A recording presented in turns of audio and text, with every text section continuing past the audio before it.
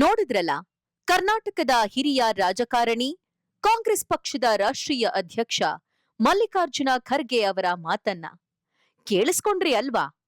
ತಾವು ರಾಜಕೀಯದಲ್ಲಿ ಈ ಮಟ್ಟಕ್ಕೆ ಬಂದಿದ್ದು ತಮ್ಮ ಅಧಿನಾಯಕಿ ಸೋನಿಯಾ ಗಾಂಧಿ ಅವರ ಕೃಪೆಯಿಂದ ಅಂತ ಹೇಳೋದಕ್ಕೆ ಖರ್ಗೆ ಸಾಹೇಬ್ರು ರಾಜ್ಯಸಭೆಯ ಆ ಸಂದರ್ಭವನ್ನು ಎಷ್ಟು ಚೆನ್ನಾಗಿ ಬಳಸ್ಕೊಂಡ್ರು ಅಂತ ಇನ್ನೊಮ್ಮೆ ಆ ವಿಡಿಯೋ ನೋಡ್ಬಿಡಿ.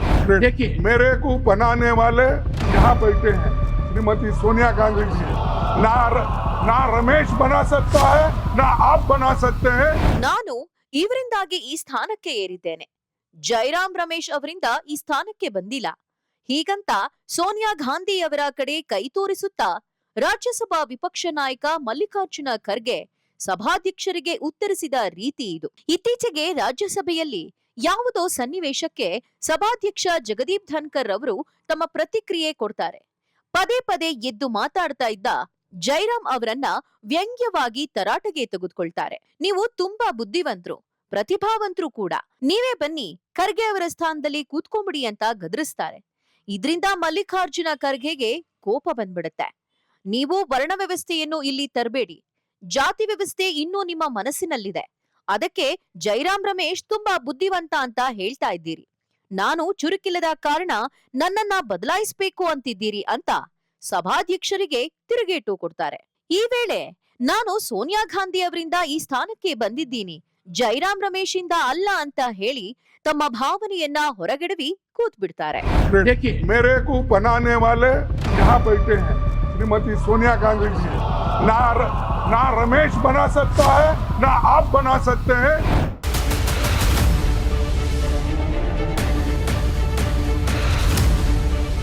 ಮಲ್ಲಿಕಾರ್ಜುನ ಖರ್ಗೆ ಕಾಂಗ್ರೆಸ್ಸಿನ ರಾಷ್ಟ್ರೀಯ ಅಧ್ಯಕ್ಷರೇನೋ ಹೌದು, ಆದ್ರೂ ಅವರ ಸ್ಥಾನ ಗಾಂಧಿ ಕುಟುಂಬದಿಂದ ಒಂದು ಸ್ಟೆಪ್ ಕೆಳಗಡೆ ಇದೆ. ಇದು ದೇಶಕ್ಕೆ ಗೊತ್ತಿರೋ ವಿಚಾರ. ಹಾಗಾಗಿ ತಮ್ಮ ಅಧಿನಾಯಕಿ ಬಗ್ಗೆ ಗೌರವಪೂರ್ವಕವಾಗಿ ಖರ್ಗೆ ಮಾತಾಡಿದ್ರೆ ಅದು ತಪ್ಪೇನೂ ಅಲ್ಲ. ಆದ್ರೆ ತಮ್ಮ ನಾಯಕಿಗೆ ಗೌರವ ಸೂಚಿಸೋದಕ್ಕೂ ಇಡೀ ಕುಟುಂಬಕ್ಕೆ ತಲೆಬಾಗಿ ರಾಜಕೀಯ ಮಾಡೋದಕ್ಕೂ ವ್ಯತ್ಯಾಸ ಇದೆ. ನಾವಿಲ್ಲಿ ಹೇಳೋಕ್ ಹೊರಟಿರೋದು ಇದನ್ನೇ. ಇಲ್ಲಿ ಕೆಲವು ಪ್ರಶ್ನೆಗಳು ಏಳುತ್ತವೆ. ಗಾಂಧಿ ಕುಟುಂಬಕ್ಕೆ ತಲೆಬಾಗದೆ ಕಾಂಗ್ರೆಸ್ನಲ್ಲಿ ನಾಯಕರೇ ಆಗೋದಿಲ್ವಾ?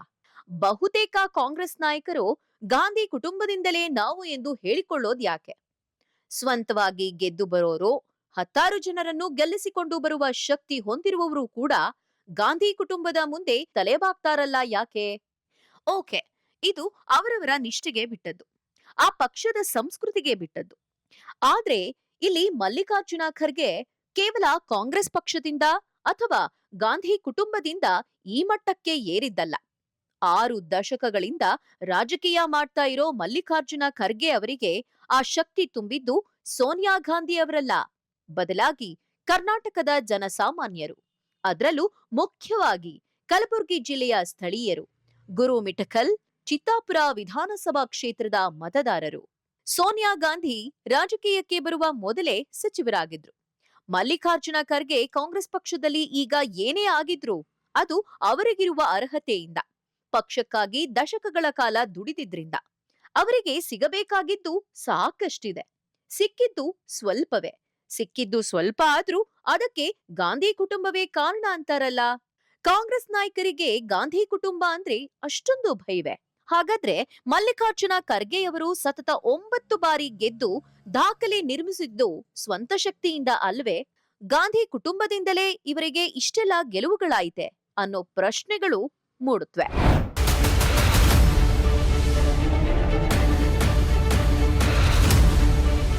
ಮಲ್ಲಿಕಾರ್ಜುನ ಖರ್ಗೆಯವರು 1967ರಲ್ಲೇ ರಾಜಕೀಯಕ್ಕೆ ಬಂದವರು.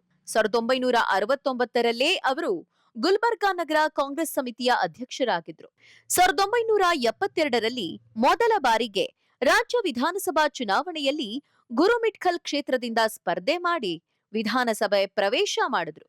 1976ರಲ್ಲಿ ಮೊದಲ ಬಾರಿಗೆ ಸಚಿವರೂ ಆದ್ರು. ಅಂದ್ರೆ ರಾಹುಲ್ ಗಾಂಧಿ ಅಂಬೆಗಾಲಿಡುವಾಗ್ಲೇ ಖರ್ಗೆ ಶಾಸಕರಾಗಿ ವಿಧಾನಸಭೆ ಪ್ರವೇಶಿಸಿದ್ರು. ಸೋನಿಯಾ ಗಾಂಧಿ ರಾಜಕೀಯಕ್ಕೆ ಕಾಲಿಡುವ ಮೊದಲೇ ಕರ್ನಾಟಕದ ಜನಪ್ರಿಯ ನಾಯಕರಾಗಿ ಬೆಳೆದಿದ್ರು. ಸೋನಿಯಾ ಗಾಂಧಿ ಇರ್ಲಿ, ಅವರ ಪತಿ ರಾಜೀವ್ ಗಾಂಧಿ ಕೂಡ ರಾಜಕೀಯಕ್ಕೆ ಎಂಟ್ರಿ ಕೊಟ್ಟಿರಲಿಲ್ಲ. ಆಗೇನಿದ್ರು ಇಂದಿರಾ ಗಾಂಧಿ ಜಮಾನ. ಮಲ್ಲಿಕಾರ್ಜುನ ಖರ್ಗೆ ನಂತರದ ದಿನಗಳಲ್ಲಿ ಶಿಕ್ಷಣ ಸಚಿವರಾಗಿ, ಗ್ರಾಮೀಣಾಭಿವೃದ್ಧಿ ಪಂಚಾಯತ್ ರಾಜ್ ಸಚಿವರಾಗಿ, ಕಂದಾಯ ಸಚಿವರಾಗಿ ಹೀಗೆ 10 ಹಲವು ಹುದ್ದೆಗಳನ್ನ ನಿಭಾಯಿಸಿ ರಾಜಕೀಯದಲ್ಲಿ ಮಾಗಿದ್ದರು. ಸೋನಿಯಾ ಗಾಂಧಿ ಅವರು 1998ರಲ್ಲಿ ಅಧಿಕೃತವಾಗಿ ರಾಜಕೀಯಕ್ಕೆ ಬಂದಿದ್ರು. ಅಷ್ಟರಲ್ಲಾಗ್ಲೇ ಮಲ್ಲಿಕಾರ್ಜುನ ಖರ್ಗೆ ಚುನಾವಣಾ ರಾಜಕೀಯದಲ್ಲಿ ಪಳಗಿದ್ರು. ಸೋಲಿಲ್ಲದ ಸರದಾರರಾಗಿದ್ರು. ಕಲ್ಬುರ್ಗಿ ಹಾಗೂ ಕಲ್ಯಾಣ ಕರ್ನಾಟಕದ ರಾಜಕೀಯ ಅಂದ್ರೆ ಮೊದಲು ಕಾಣಿಸ್ತಾ ಇದ್ದದ್ದೇ ಮಲ್ಲಿಕಾರ್ಜುನ ಖರ್ಗೆ. ಮೊನ್ನೆ ನಡೆದ ಲೋಕಸಭಾ ಚುನಾವಣೆಯಲ್ಲಿ ಕಲ್ಯಾಣ ಕರ್ನಾಟಕ ಭಾಗದಲ್ಲಿ ಕಾಂಗ್ರೆಸ್ ಸ್ವೀಪ್ ಮಾಡಿದ್ದಕ್ಕೆ ಖರ್ಗೆಯವರ ಪ್ರಾಬಲ್ಯವೂ ಕಾರಣ. ಹೀಗಿದ್ರೂ ಕೂಡ ಖರ್ಗೆ ಗಾಂಧಿ ಕುಟುಂಬಕ್ಕೆ ತನ್ನೆಲ್ಲಾ ನಿಷ್ಠೆ ಎಂದು ಹೇಳಿದ್ರು. ಓಕೆ, ಇಷ್ಟೊಂದು ನಿಷ್ಠೆ ತೋರುವ ಮಲ್ಲಿಕಾರ್ಜುನ ಖರ್ಗೆ ಅವರನ್ನ ಕಾಂಗ್ರೆಸ್ ಪಕ್ಷ, ಅದರಲ್ಲೂ ಮುಖ್ಯವಾಗಿ ಗಾಂಧಿ ಕುಟುಂಬ ಹೇಗೆ ನಡೆಸಿಕೊಂಡಿದೆ? ಖರ್ಗೆ ಅವರನ್ನ ಕಾಂಗ್ರೆಸ್ ಅಧ್ಯಕ್ಷರನ್ನಾಗಿ ಮಾಡಿದ್ದಕ್ಕೆ ಅವರ ಸಾಮರ್ಥ್ಯ ಕಾರಣ ಅಲ್ಲ, ಬದಲಾಗಿ ತಾವು ಹೇಳಿದಂತೆ ಕೇಳುವ ಮನುಷ್ಯ ಆ ಸ್ಥಾನದಲ್ಲಿ ಇರಬೇಕು ಅನ್ನೋ ತಂತ್ರಗಾರಿಕೆ. ಖರ್ಗೆ ಬಗ್ಗೆ ತುಂಬಾ ಅಭಿಮಾನ ಗಾಂಧಿ ಕುಟುಂಬಕ್ಕೇನು ಇಲ್ಲ ಅನ್ನೋದಕ್ಕೆ ಇನ್ನೊಂದು ನಿದರ್ಶನವೂ ಇದೆ.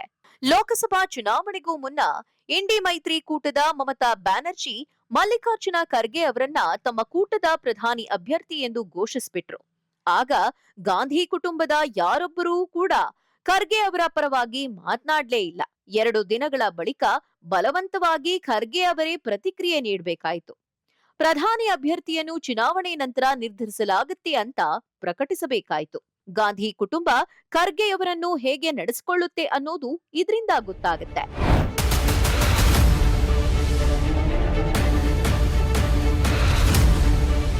ಮಲ್ಲಿಕಾರ್ಜುನ ಖರ್ಗೆ ಅವರಷ್ಟೇ ಅಲ್ಲ, ಡಿಸಿಎಂ ಡಿಕೆ ಶಿವಕುಮಾರ್ ಅವರು ಕೂಡ ಇದೇ ಹಾದಿಯಲ್ಲಿ ಸಾಗ್ತಾ ಇದ್ದಾರೆ. ಗಾಂಧಿ ಕುಟುಂಬ ಹೇಳಿದ್ದನ್ನ ಚಾಚೂ ತಪ್ಪದೇ ಮಾಡ್ತಿದ್ದಾರೆ.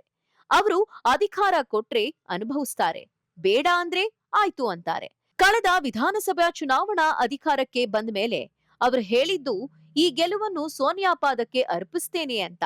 ಗೆದ್ದ ಮೇಲೆ ಮತ ಹಾಕಿದ ಮತದಾರರನ್ನೇ ಮರೆತುಬಿಟ್ಟಿದ್ರು. ಅದರ ಪರಿಣಾಮವೇ ಅನ್ಸುತ್ತೆ ಈ ಬಾರಿ ಅವರ ಸಹೋದರ ಡಿಕೆ ಸುರೇಶ್ ಸೋಲ್ಬೇಕಾಗ್ ಬಂತು. ನಿಷ್ಠೆ ಇರಬೇಕು, ಪಕ್ಷಕ್ಕೆ, ಸಿದ್ಧಾಂತಕ್ಕೆ, ನಾಯಕತ್ವಕ್ಕೆ. ಆದ್ರೆ ನಾಯಕರಿಗೆ ಬಕೀಟ್ ಹಿಡಿಯುವಷ್ಟು ನಿಷ್ಠೆ ತೋರಿದ್ರೆ ಮತದಾರ ಕ್ಷಮಿಸಲಾರ ಅನ್ನೋ ಅರಿವು ರಾಜಕಾರಣಿಗಳಿಗೆ ಇರಬೇಕಾಗತ್ತೆ. ಆಗ್ಲೇ ಪ್ರಜಾಪ್ರಭುತ್ವ ಯಶಸ್ವಿಯಾಗೋದು, ಗಟ್ಟಿಯಾಗೋದು.